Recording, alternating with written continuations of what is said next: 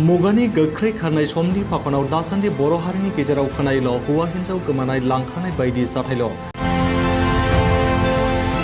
थारैनो मा जामारखो बर' हारिनि हौवा हिन्जाव सुबुं माहारिनि गेजेराव? माब्लाबा संसार जाफुनाय आइजोखौ दोनखारनाय, माब्लाबा नखरनि माइ माइरंनि जेंनाखौ लानानै नखर संसार नागारनाय। बे मुगायाव मा जानांगौ मा जालांगासिनो बर' हारिनि गेजेराव? दिनैबो बेबायदि मोनसे जाथाया सोराङाव फैदों। मिथिनाय बायदिब्ला लकेश्वर बसुमतारीनि आंगो बिसि पार्बती बसुमतारीया न'निफ्राय दासान्दि गुबुनाव खारनानै दं। उदालगुरि जिल्ला बरिगावनि सिङाव थानाय 2 नं आमजुलि गामिनि लकेश्वर बसुमतारीनि बिसिया गुबुन जायगायाव आनजायनानै दं। राहा गैयै फिसाया गोसोआवल' दुखु लानानै गावनि आंगो बिसि पार्बतीखौ थाबैनो न'आव फैफिननो खावलायदों।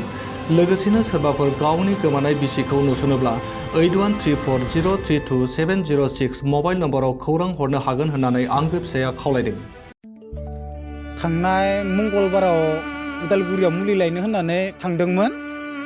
बिनिफ्राय सफैयाखै दासिमहालागै आंनि हिन्जावा सफैयाखै। थारमाने आङो बे बिसिखौ खुनु नांलाय खमलाय खालामाखै आरो बियो गावनि गोसो बायदि माने थगायनानै थांनाय बायदि जादों। आंनि न'खर बा गावनि फिसा सानैखौ जेबो जायाखै, नांलाय खमलाय जेबो जायाखै आरो।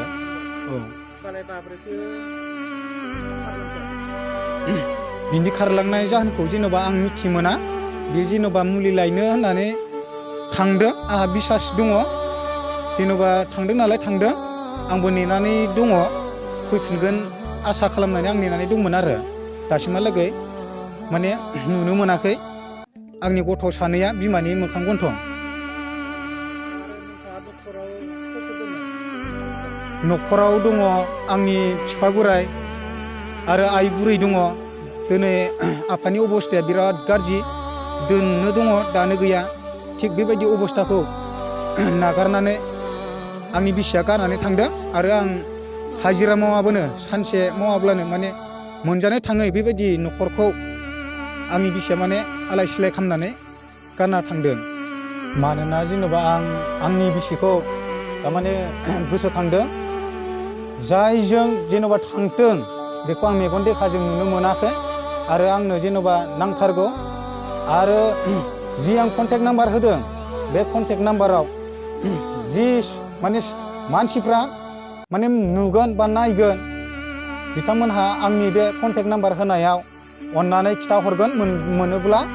आरो आंनि बिमा बिफा बा गामिनि मानसिफ्रा जेन नेनानै दं फैफिननायखौ। आरो जेन'बा आंनि गथ' सानै बिथांमोनहाबो गाबै गाबै बिमाखौ गोसोखांबाय थादों। आंनि बिहाव बिखुनजो बिसोरबो फैफिनगोन आसायै नेनानै दं। रायजो राजा गासिबो नंगौ, आं जेबो खालामा, आंनि हिन्जावा फैफिननांगौ। बेनो आरो आंनि बुंनो गोनाङा।